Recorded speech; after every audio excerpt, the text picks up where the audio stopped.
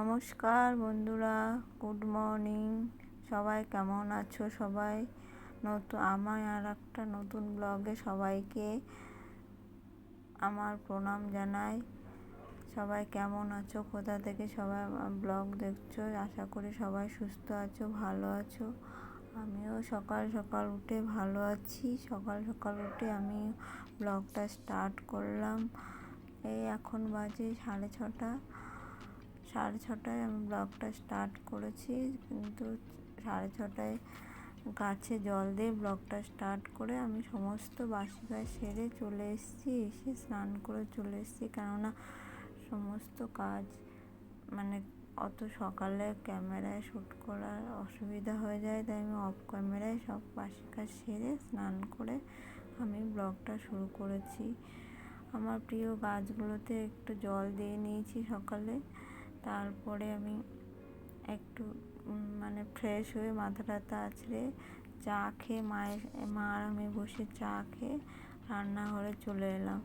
কারণ আজকে একটু তাড়া আছে, রান্নাঘরে তাড়াতাড়ি চলে আসতে হলো, কেননা বাবুর স্কুল আছে, আমাকে ভাত করতে হবে। ভাত খেয়ে যাবে, আর দেওর অফিসে চলে যায়, আমাকে তাড়াতাড়ি রান্না বসাতে হয়। তারপরে বাবুর স্কুল থাকলে আরও আমার তাড়া বেঁধে যায়। এক পাশে ডাল বসিয়ে দিই, এক পাশে ভাত বসিয়ে দিই। আজকে বাবুর জন্য ডাল করবো একটু, আর একটা ডিম ভেজে দেবো। আর এই যে আমার দেওরের সুগারটা খুব বেড়ে গেছে, তাই বলেছে কোনো ভাজাভুজি খেতে না, শুধু সিদ্ধ। তাই আমি ভাতের ভিতরে একটু উচ্ছে ফেলে দিলাম। উচ্ছে সিদ্ধ খেলে উচ্ছেটা খুবই উপকারী, আপনারাও জানেন।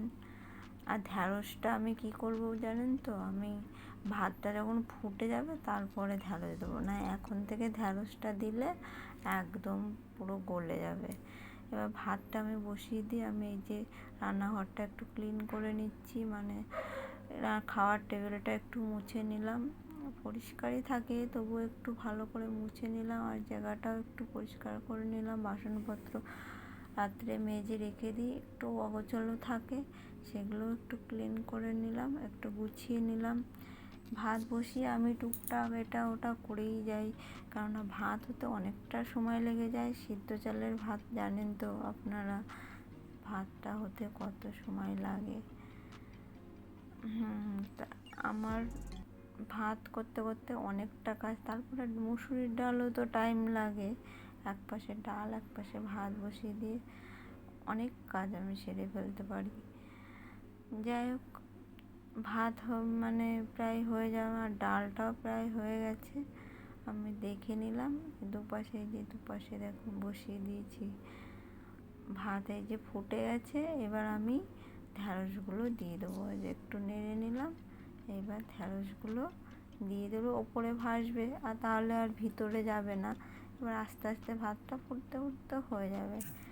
এদিকে ডালটা নামিয়ে নিয়েছি, এবার একটু ডিমের অমলেট করে দিচ্ছি। পোচটা একটু ভালোবাসে, তা আমি পোচ করবো না, ডিমের অমলেটই করবো। এটা একটু কুসুমটা গালিয়ে দিয়ে। আর দেখুন বন্ধুরা, আমি কিসে ডিম অমলেট করছি বুঝতে পারছেন?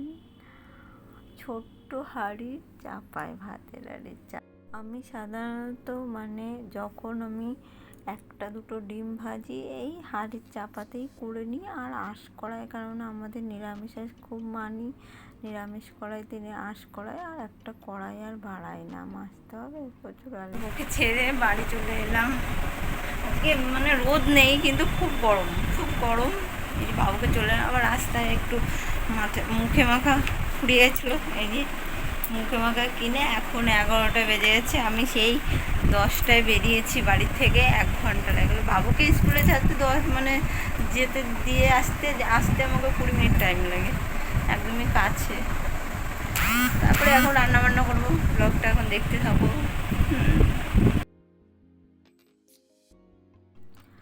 বাবুকে ছেড়ে তো চলে এলাম স্কুলে। এবার এসে তাড়াতাড়ি রান্নাঘরে ঢুকে গেলাম, কেননা অনেকটা দেরি, 11টার বেশি বেজে গেছে। রান্না করতে হবে, দুপুর হয়ে যাচ্ছে। পটল ভেজে আমি একটু আমার দেওরকে আর মাকে খেতে দিয়ে দিলাম। উচ্ছে সিদ্ধ, আলু সিদ্ধ, পটল ভাজা দিয়ে তারপরে মাকে বললাম তুমি আনাজগুলো আমাকে কেটে দাও, আমি তাড়াতাড়ি তরকারি বসিয়ে দিই। আর বাজার থেকে একটু ভোলা মাছ নিয়ে এসছে, আর একটু মাছের মাথা এনেছে বাবুর জন্য, পেটি, রুই মাছের পেটি। বাবু তো ভোলা মাছ খায় না, তাই একটু রুই মাছের পেটি আর মাছের মাথা এনেছে, আর আমাদের জন্য ভোলা মাছ এনেছে। আমি আজকে আপনাদের সাথে একটু ভোলা মাছের ঝালের রেসিপিটাই শেয়ার করছি। এই দেখুন, মাছটা ভেজে নিলাম। ভোলা মাছ, এই প্রথমে টমেটো লঙ্কাটা কুচিয়ে নিয়েছি আর সর্ষেটা বেটে নিয়েছি, আর এই ভোলা মাছগুলোকে কড়া করে ভেজে নেব তেলে। এইবার আমি কড়াইতে তেল দিয়ে দিয়েছি, আর একটু ফোড়ন দিয়ে দেবো। ফোড়ন দিয়ে এই যে কড়াইতে যখন তেলটা গরম হলো, ফোড়ন দিয়ে দিলাম। এইবার আমি এই যে কাঁচা লঙ্কা চিরা আর টমেটো কুচি আমি দিয়ে দিলাম কড়াইতে।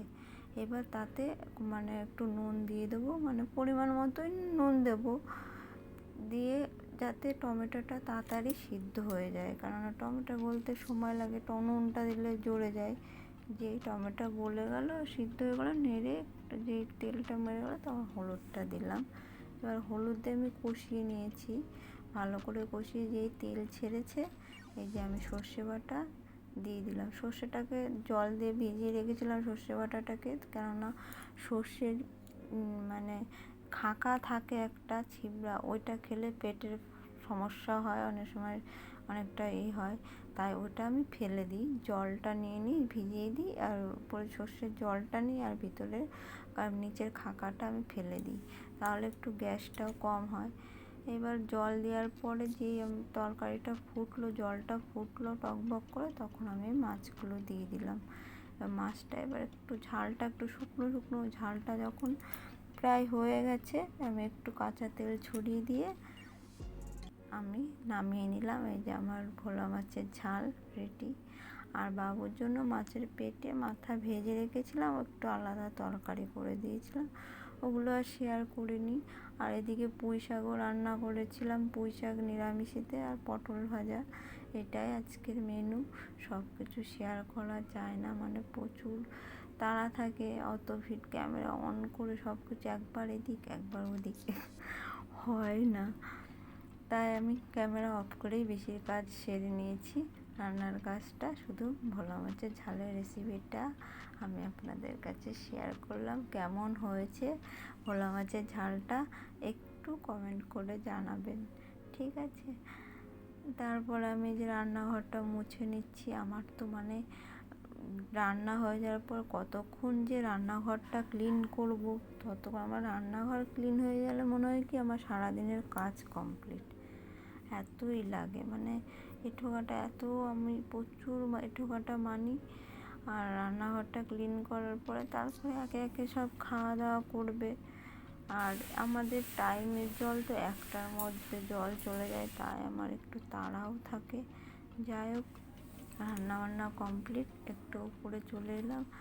এই যে নীল ফুলদানিটা দেখছেন, এটা আমার বাঁশের ফুলদানি, আমিই করেছিলাম। বাবুর ওয়ার্ক এডুকেশনে মানে হাতের কাজ দেখেছিল, তো ফুলদানিটা পড়েছিল, আমি থাক এটা মুছে আমি টেবিলে রেখে দিই, যে কালারটা সুন্দর, আমি টেবিলে। তারপরে আবার নিচে চলে এলাম, উপরটা গরম ছিল বলে দেখি।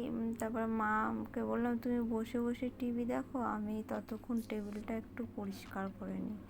মানে কদিন আমি একটু টেবিলটা পরিষ্কার করে নিই। আমার দেওর তো মানে কম্পিউটারে কাজ করে ঠিকই, কী যে নোংরা করে রাখে আর বলবো কি।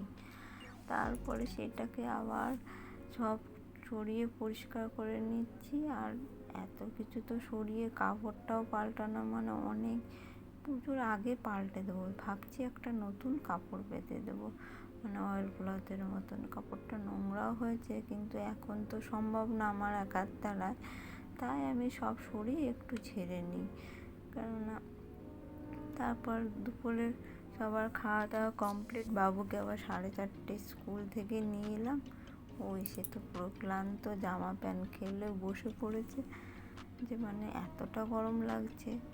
তারপর ওকে খাইয়ে দিলাম। সন্ধে রাত্রের মেনু চলে এলো, কুদলি আর ঢ্যাঁড়সের তরকারি, আর যে আটা মাখাচ্ছি, রুটি হবে। তা আমার রাতের রান্নাও কমপ্লিট। বাবুকে আবার খেতেও দিয়ে দিয়েছি, এই যে বাবুকে 2টো রুটি খায়, তো তাহলে ব্লগটা এখানে এন্ড করছি। যদি ভালো লাগে লাইক কমেন্ট করবে আর সাবস্ক্রাইব করে পাশে থাকবে। টাটা।